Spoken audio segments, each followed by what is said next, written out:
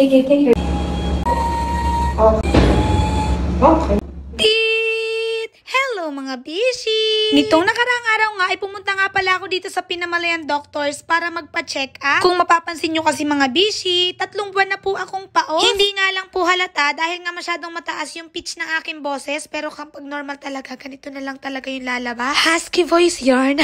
June 25 pa nga simula nung nagkaroon ako ng paos, at ngayon mga bishi, anong petsa na? October na maya-maya, paos pa din ako. Napakahirap nga para sa akin ng walang boses, lalo na't ako'y nagtuturo. Kaya naman nung tumungtong ng September 25, na-alarma na ako mga bishi kasi kailangan ko na talagang ipa-check up to. Umating nga pala nga ako doon ay alas 11 ng tanghali, alas 2 pa daw ang check up, pero nakapila na kami, number 2. Sabi ko nga kaining bago ako pagbawalan sa mga masarap na pagkain ay titikim muna tayo. Kaya't eto, bumili nga kami ng milk tea at fries. Dahil nga katabi lang ito ng tindahan ng tsinelas, binilhan ko na din si Sia. Konting kwento lang muna mga bishi habang ako ay nagapili. 4 years ago, bago ako ma-item sa DepEd, nagpa-check up na ako dahil paus ako nung mga panahon na yon. At ang sabi sa akin ng ENT, meron nga daw akong vocal cord nodule. Ito nga ay isang non-cancerous growth na nabubuo sa isang bahagi ng larynx na tinatawag na vocal cords. Ang vocal cords ay mahalaga para sa paggawa ng tunog kapag tayo ay nagsasalita. At ang vocal cord nodules ay maaaring makagambala sa normal na paggalaw ng vocal cords. Ang pinakakaraniwang sintomas nga ng vocal cord nodule ay pamamaos o pagbabago ng boses. Ganyan nga yung naging findings ng doktor 4 years ago. Pero dahil nga nawala naman yung paos ko, pinagpasawalang bahala ko na lang ito. At ngayon nga, bumalik, at ang nakakaloka mga bishi, 3 months na akong paos. Sinubukan ko na nga lahat ng pampatanggal ng paos, luya, nagmumog ng asin, na may suka, basta lahat-lahat mga bishi, walay talaga. Kaya naman sabi ko, hindi na to maganda, hindi na to normal, kailangan ko na tong ipa-check up, kaya eto nga ako. Nagpa-check up na nga ako dito sa Pinamalayan Doctors kasi mayroon nga ditong ENT. Dahil nga kailangan silipin ng aking lalamunan, gagamitan ito ng endoscopy. Huwag tayong mag-alala mga bishi dahil covered ng PhilHealth kapag gumagamit ng mga ganitong instrumento. Ang kailangan mo nga lang gawin ay dalhin ang iyong PhilHealth ID at yung MDR. Dahil nga daw ng system nila, kailangan ko muna tong ipasero. Ang normal nga na bayad dito sa endoscopy ay 5,000, pero mga bishi dahil nga tayo ay may PhilHealth, libre na. Shoutout nga pala kay Ining na aking kasakasama. Maraming salamat sa iyong pagsama. Ilang sandali pa nga naayos ko na yung mga requirements, at eto na mga bishi, ako na lang ang pasyente. Alas 4 na nga yan ng hapon kasi nga medyo natagalan kami nung kami ay pumila. Mukha nga lang akong okay, pero alam niyo ba mga bishi, sobrang kinakabahan na talaga ako. Hindi ko nga maiwasang mag-overthink kasi nga 4 years ago pa nung huling check-up ko. Bago ka nga i-endoscopy, kailangan mo nang isprayan ng anesthesia yung iyong lalamunan saka ilong. Gusto ko nga lang pong magpasalamat kay Doktora Jeronimo dahil pinayagan niya akong mag-video for the vlog. At eto nga palang hawak ni Madam, yan yung ipapasok sa akin mga bishi. Mayroon niyang camera sa dulo. Huwag kayo mag-alala, hindi yan masakit, kaya nga may anesthesia, diba? O eto, ready na tayo, hinga munang malalim.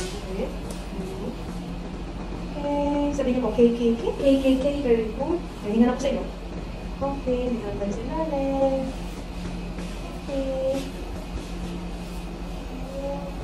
Okay, very good. Doon ako isa, very good. Isa pa po. Isa pa mo. Okay, so wala ko naman dito. Okay, sabihin ko.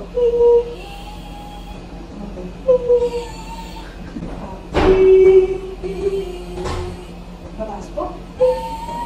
Okay. Hinga malalim.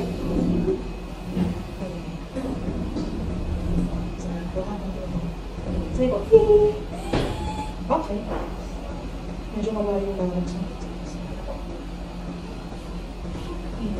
Pagkatapos ko nga mapasukan ng endoscopy ay grabe mga bishi. Ang akin nga lang nararamdaman ay parang kinikiliti ang aking lalamunan. At eto na nga, nagsimula na nga mag-explain si doktora. At ang sabi nga niya sa akin, mayroon nga daw akong 2 vocal cord nodule, kanan at kaliwa. Sa aking pagkakatanda, 4 years ago, kanan lang ang meron akong nodule. Pero ngayon mga bishi, kanan at kaliwa na. Kaya naman grabe siguro ang paus ko at hindi talaga siya nawawala. Ang sabi pa ni doktora, sobrang paga daw talaga ng aking larynx. Dahil nga daw ito sa acid reflux. Nung sinabi nga ni doktora na mayroon daw akong acid reflux, ang una kong agad naisip ay dahil ito sa pag-iinom ng kape. Ginagawa ko na lang kasing tubig ang kape, kaya siguro sobrang taas na ng acid reflux ko. Tinanong ko nga si Doc kung kaya pa ba nagamutin itong aking vocal cord nodule. Sa kasamaang palad, hindi na kaya mga bishi, kaya ang advice ni Doc ay kailangan daw talagang tanggalin ito. Kung gusto ko nga daw matanggal talaga yung pamamaos ko, ay kailangan talaga tanggalin itong aking nodule. Ito nga ay mawawala sa pamamagitan lamang ng operasyon. Yung iisipin pa lang na ooperahan ako mga bishi, talaga namang natatakot ako. Sabi ko kay Doc, hindi pa ako ready. Baka naman mayroon pang ibang paraan, kaso wala na talaga. Ang kaya lang talagang gamutin na itong pamamaga ng aking lalamunan. Sabi din ni Doc, kapag ako daw ay inoperahan, dapat daw talaga bawal akong magsalita. Naiisip ko pa lang na bawal akong magsalita, parang hindi ko kaya. Kaya naman sabi ko kay Doc, pag-iisipan ko muna. Pero wag kayong mag-alala mga bishi, magpapa-opera ako, pero hindi pa nga lang ngayon. I-ready ko muna yung aking sarili. Gusto ko nga lang pong pasalamatan si Doktora Lynette Levis de Jeronimo. Siya nga po pala ay diplomate in ENT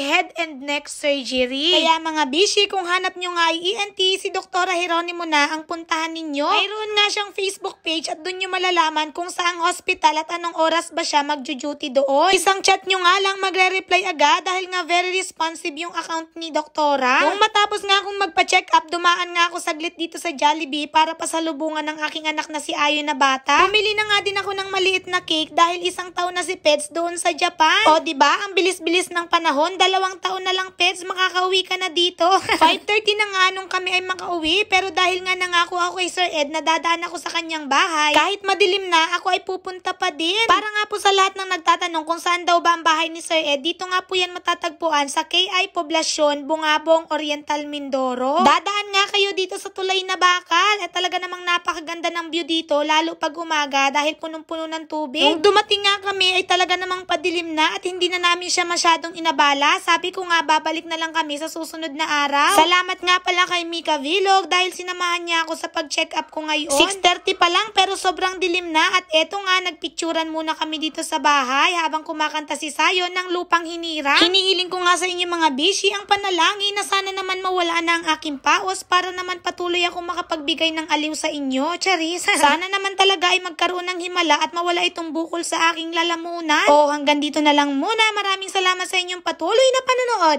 Paalam!